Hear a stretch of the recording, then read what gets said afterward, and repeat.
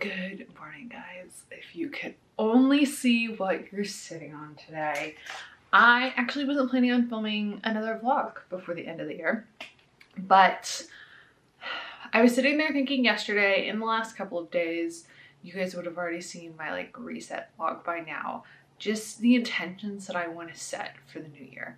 I'm not normally somebody who does New Year's resolutions. It's not really been my vibe for the last few years. I tend to be somebody who sets a lot of goals and is really intentional about that. And I like to check in on my birthday. I find that those are better markers for me in general. Also, we need to do skincare, so we're gonna double time these things. But as I kind of sat down yesterday and wrote out the things that I wanted for myself, and as I've been kind of removing my own limitations and just really figuring out what works for me, I feel like I had this breakthrough over the last few days. So I want to talk about that. I want to talk about the intentions that I'm setting for the new year, and it all feels more aligned for me. So manifesting is not your thing. If like understanding the way that you're attracting things into your life isn't your thing, I still very much believe in prayer, but I also believe in the science of energy and the ways that things show up and the ways that we're attracting stuff.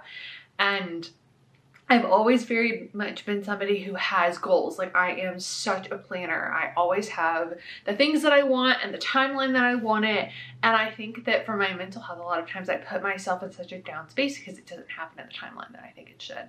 And so rather than being an energetic match for the things that I want to be an energetic match for, I'm so focused on it's not working because it's not working by this time that I have. So the first intention for the new year is to plan less. And that doesn't necessarily mean to do less or to not plan at all, but I just want to be more open to things and to really kind of to concentrate like week to week and not be so overwhelmed by the scope of it all, because that's something I find is really easy for me to do if I'm looking too far out.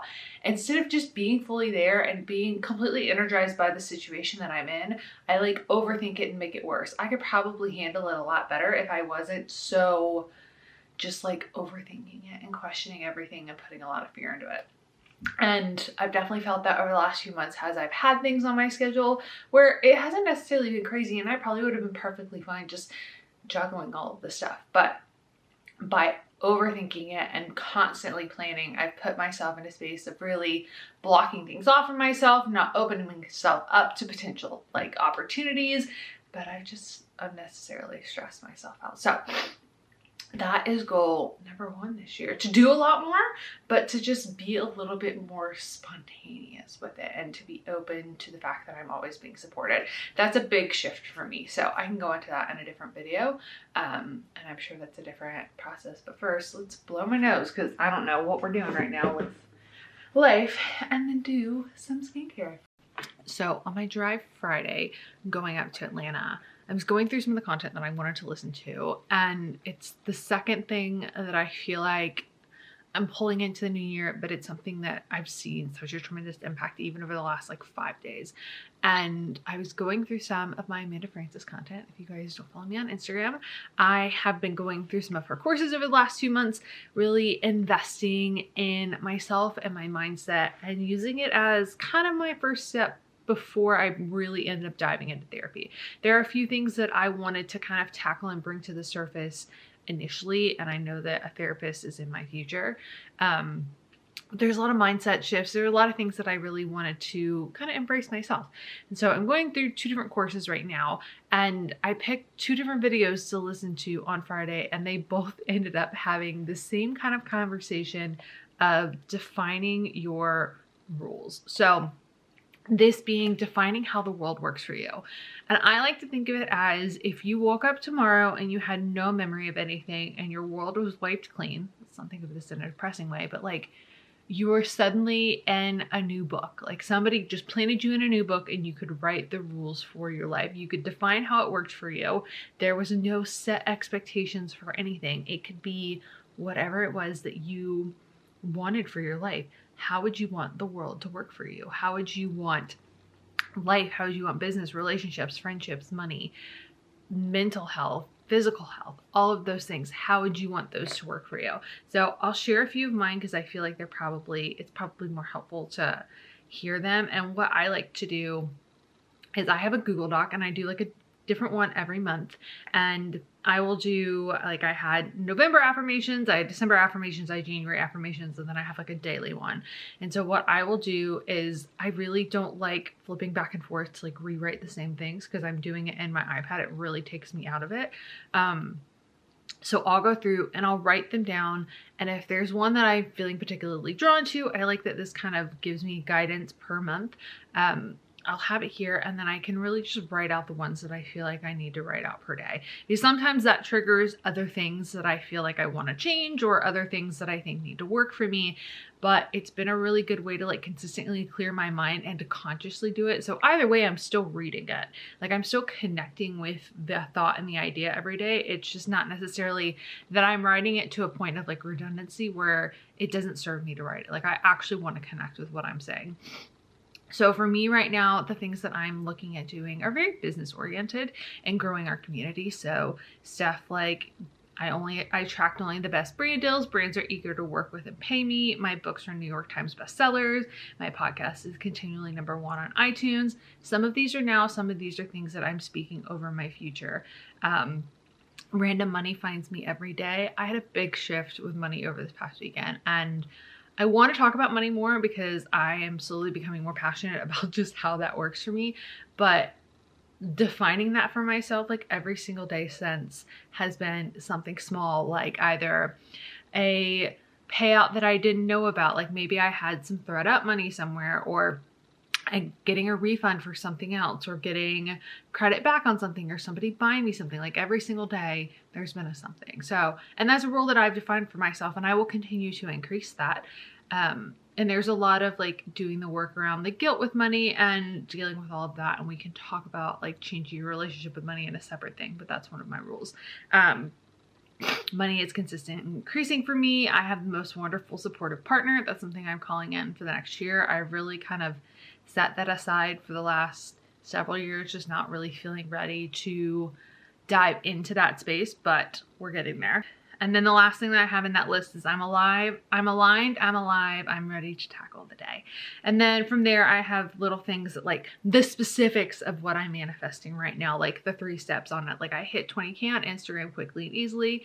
50K on Instagram is quickly and easily mine. I hit 20K on Instagram, or 200,000 on Instagram quickly and easily. So kind of goes from there, but like I've defined the way the rules work for me, like just how it works. And then I have the numbers that I'm feeling into. And I like to do that because then at the same time, oh, my nose is running. It really gives me the opportunity to sit down and deal with the worthiness of it and the things that, as I like go through the levels, and I went through this in the car the other day, when I was trying to define my own rules, was thinking about what does it feel like to have this number of followers, and what does it look like to have this number of followers, and to not just have them, because you can buy followers. I don't want to buy followers. What does it feel like to have that number in our community and to actually serve the people on hand? And kind of going through those things, and it's consistent. Like I'm constantly going through these things and finding new things. I find the ways that maybe I feel blocked, or the ways that I need to be more supported, or the ways that maybe I'm not calling that in because there's something underhand that I'm not aware of. So defining rules for me has been great. I think you kind of have to consistently do that as you level up, as you change things. I definitely have ones about my physical body. I have a lot more, like I wrote them all out in like super length in here, but I feel like going into New Year and having those as 2 separate things, having the rules for my life versus having the goals, really just gives me the space to focus on like how I get to exist in the world, and how I get to be supported in the world, and how I get to grow in the world. And then we can look at the numbers and like do them quickly or slowly, however that works. I don't have to be defined by them because I'm living in the space of things happen for me, things work for me, and then I get to do all of these other things. So that in and of itself, just in the last couple of days, has been major, but focusing on that over just like checking things off the list has felt significantly more fulfilling already. We're back in the bathroom, and honestly, I don't think I've ever sat you guys on as many random items as we have today. But number 3 and 4 on my list they kind of go together, because when I think about one, I definitely think about the other. And number 3 is to make more time for self-care, and number 4 is to feel less guilty about things. And I don't necessarily know that, like, how do I express this? For me, I'm somebody who very much is a fan of taking care of myself and being mindful about taking care of myself. But I think the physicality of taking care of myself, so getting massages, getting facials, doing those things, there's this like internalized guilt that I have that I won't say nobody's given it to me. I'm sure there are people who've said things along the way that like I have internalized, and it doesn't do me any good to keep myself in pain to appease somebody who really has absolutely no power or should have no energy over my life. So I really would love to be in a habit of doing like something at least every week, if not every other week. It'll probably be like an every other week thing until I'm able to expand my team, because I just can only duplicate myself so much. But being intentional about getting massage, getting a facial. Like, I've gotten so good in the last year and a half, and something that I really wanted to do for myself was to get regular manicures and pedicures, because that's something for me that just makes me feel put together in the littlest of ways every single day. If I don't wear makeup, if I don't do a lot of other things, those things in and of itself just make me feel like I've taken some time for myself. I always just feel a little bit more like me. But I want to do my best to acknowledge when maybe I'm acting out of a space of guilt or internalizing somebody else's limiting belief, and just really letting that go for myself and acknowledging that it's okay for me to have these things and to love these things and to appreciate, you know, whatever it is that I have, and that I don't have to believe that, and that if somebody else chooses to believe that, then that's on them and not on me. But I feel like as women, even more Southern women, even more as women who are brought up in the church, a lot of times we're taught to feel this just like constant internalized guilt over things that really we don't need to feel guilty over. So I feel like that's an onion that's like gradually like peeling back for me, but I really want to be more intentional about both in the new year, because physically I'll feel a lot better and mentally I'll be a lot happier. And that is one of my main goals for 2022. So number 6 on my list is to nourish my body. And if you guys saw the video before this one, it was a what I eat in a day. And I'm still in a kitchen that I was packing up, finishing that off currently. But one of the things that I found, especially over 2020 and a good chunk of 2021, is I really backslid in all of the things that I'd learned about my body. And I just kind of internalized a lot of the nutritionists of the internet and a lot of people who probably have very valid points and are very well educated, but it's my body. Like, I know my body. I know what works for me. I know what doesn't work for me. I know how I feel. And so at the end of the day, I have had to remind myself that like that over everything is key. Like, knowing what works for me is great. Generalized information can be helpful to get people to a certain point, but then I think at some point we all have to specialize in knowing what works for us and what doesn't work for us. And like I said, defining our own rules. So my goal for the next year is really to get back to that place of nourishing my body. And I talked a little bit about this in my what I eat in a day. But just taking moments of acknowledging whether or not I'm reaching for something because maybe I'm anxious, or being mindful about how I'm eating and when I'm eating, because I know for me, I do really well when I kind of stick to meals, don't snack, give my body time to digest, have a digestion window overnight. That like tends to be the best way for me to operate. And then I'm not snacking a ton, but I'm also just really kind of doing what I need to do and naturally letting my body flow. That's really one of my goals for the next year. It's just doing what works for me and not having to be apologetic about it, and being able to quietly do it, and obviously sharing it with you guys, because it's important to me that you understand what works for me, so that maybe if something is not working for you and you want another option, that I can show you what's worked for me. I very much follow a paleo-based diet. I find that that tends to be the best way for me to live and eat and kind of thrive, but that's a huge thing for me. It's just getting back into the flow of things. not necessarily cutting things off. There are certain things that don't work for me, or that I might have like small bites of when I go like international, but like I don't need them all the time. I don't want them all the time. They don't really serve me.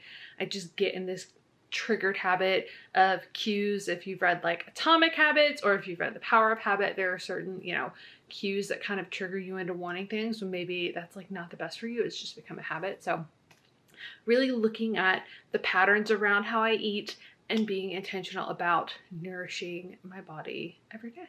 Alright guys, and the final two things on my list of intentions for 2022 are to heal my mind and to live in joy.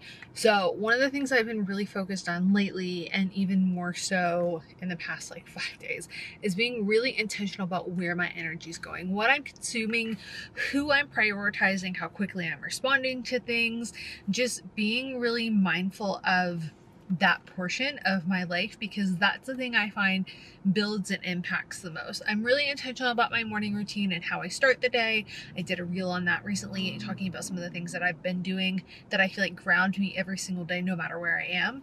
But best way that I found that I can heal my mind and change my thoughts and be in alignment is to be very mindful about who I'm spending time with, whether or not that's in person or if that's the content that I'm consuming. I've been very intentional about listening to audiobooks or just listening to things that make me feel happy.